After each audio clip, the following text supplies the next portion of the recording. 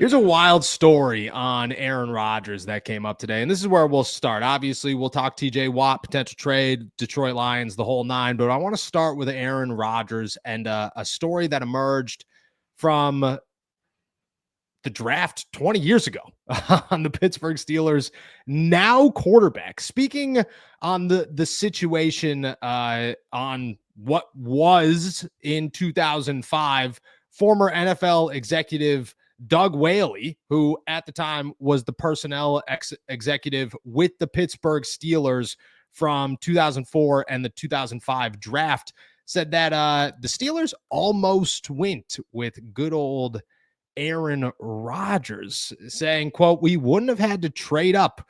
We would have just sat there. We would have had him higher than that. We were surprised he was slipping." Obviously, Rodgers went 24th overall to the Green Bay Packers. He was a guy that, I mean, you go back to that draft and people are going, he's the number one pick in the draft. I think it was stunning that he fell the way that he did. And he added this as well, quote, "Then when the Browns took Kellen Winslow, we were all like, wait a minute. Seriously." I remember looking around the room saying, where are the cameras? Is this one of those jokes? We couldn't believe Ben fell to us when they drafted Ben Roethlisberger, obviously 11th overall in 2004. Wild, first of all. Let's start with the easy one there, that the Pittsburgh Steelers, once again, helped by the good old Cleveland Browns. But what could have been in Aaron Rodgers being a Pittsburgh Steeler? Absolutely insane. I mean, we'll talk, and I don't want to ruin one of my what's more likely's revolves around this, so I'm not going to ruin it early. But I do want your general opinion of what is life for a Pittsburgh Steelers fan if Aaron Rodgers is the quarterback for the last 20 years of the black and gold. Where are we? What is this organization? And let me ask you, do any of us look at Aaron right now the same way that we look at Ben now that he's retired, if it was reversed? I have to believe that if Aaron Rodgers was the quarterback, from 2005 until, now, presuming he's still playing, he has to at least mirror what Ben Roethlisberger accomplishes in Pittsburgh over his career, right? And because of that, I think, he would probably have reached a very similar place and status sort of in the ranks of Steelers quarterbacks and the NFL's all-time list. I think the Steelers have been incredibly blessed, obviously, to have like franchise caliber quarterbacks that led them to Super Bowls on two separate occasions.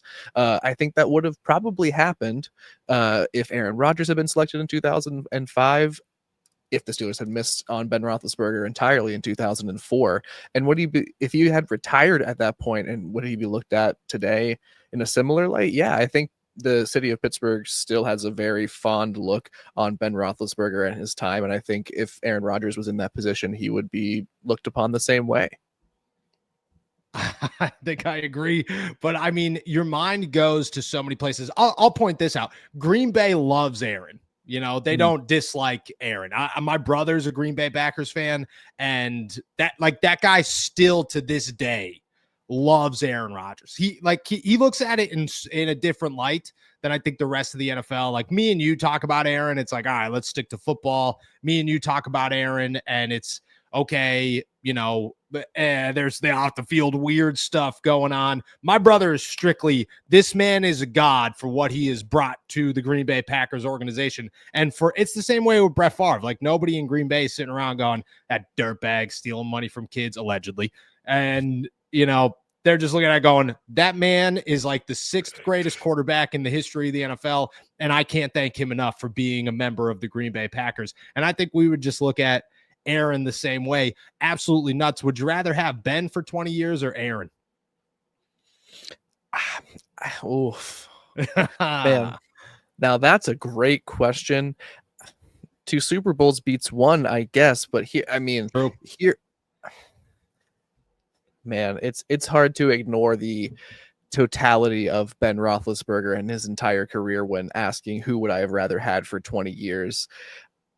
I think the 2 Super Bowls speaks very loudly. So, let's stick with that and say that the 2 Super Bowls is probably the way to go. But Aaron Rodgers would have been a wild ride for 2 decades. I mean, can you like I don't see any sort of scenario or situation where Aaron Rodgers doesn't win at least 1 Super Bowl, like to just like lay out the entire hypothetical world here. Yeah. Like if he goes to Green Bay, anywhere else, like he's a Hall of Fame quarterback. He finds a way to win a Super Bowl. Can I ask you a crazy, crazy hypothetical since we're just in that land right now? I love it. Yes, Well, always. This reminds me of another hypothetical situation where the quarterback of a hypothetical quarterback situation, excuse me, where the Pittsburgh Steelers could have drafted a quarterback, maybe didn't, and a Hall of Fame career ensued.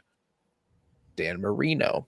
Yeah. What would you have rather the Steelers have done if you could go back in time and fix it? 05 taking Rodgers, or go back in time, it was at 84 or whatever, and taking Dan Marino? It's without question Dan Marino. It's without that's the Steelers' biggest miss in NFL history is Dan Marino. Like, it's the reason Kenny Pickett got drafted to the Pittsburgh Steelers is because Art Rooney said, I will not do this again. Like, I will not make the same mistake that my dad did in passing on what is now one of the greatest quarterbacks it's Dan Marino. Now, didn't Dan not want to come to Pittsburgh or something like that? Or there's lots of, this is all speculation. There's lots of of reasons why he maybe didn't want to come to the Steelers. Lots of reasons. Maybe the Steelers did not want to take Dan Marino at the time.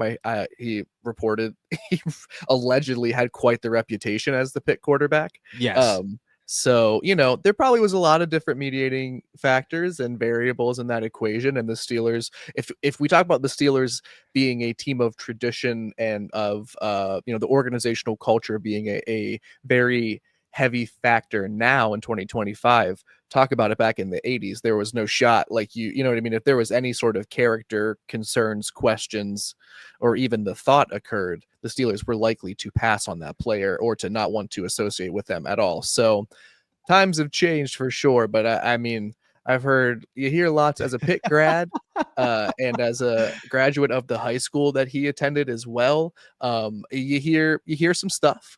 So That's yeah, hilarious. I can see why the Steelers might have passed on him in the 80s. That's hilarious. My pediatrician as a kid, obviously, was Dan Marino's father-in-law, I'm pretty sure. So shout out to that guy, because I don't think I was getting those stories. I don't know if he knows those stories. Let's hope that he and his daughter, assumed, I believe, is, and I'm pretty sure it's his father-in-law, because I grew up my whole life going like, I don't know who the hell. I was like 6. I was like, who the hell's Dan Marino, bro? Stop talking to me. Put the thing down my throat. Let's get this over with. Great quarterback to never win a Super Bowl, brother. That's without question. Without question. And it could have been, man, the quarterbacks that could have come through the Pittsburgh Steelers, but they didn't.